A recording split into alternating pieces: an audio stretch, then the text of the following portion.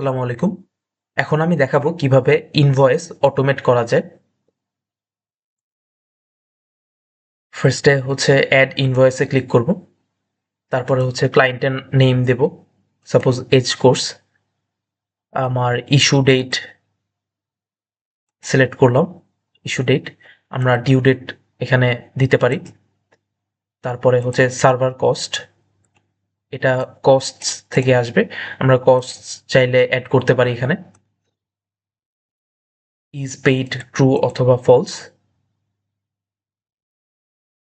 ওকে, এখন সেভ দিলাম। তাহলে আমার একটা ইনভয়েস ক্রিয়েট হবে।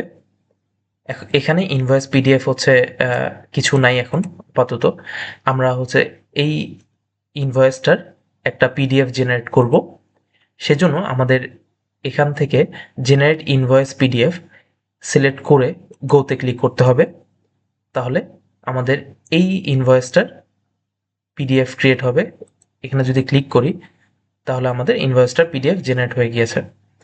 এখন আমরা এটার ভেতর থেকেও হচ্ছে যে পিডিএফটা অ্যাক্সেস করতে পারবো।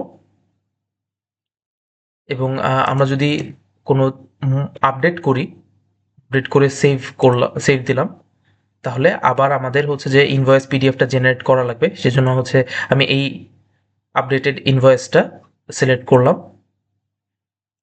দেন জেনারেট ইনভয়েস পিডিএফ, দেন ক্লিক গো।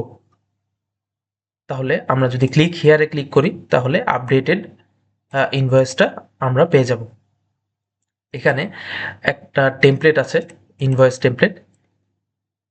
আমরা এটা মডিফাই করতে পারবো, আমাদের নিজস্ব টেমপ্লেট আমরা ইউজ করতে পারবো।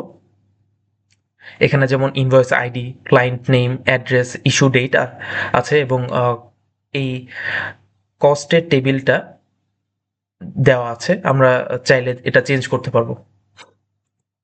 Thank you everyone.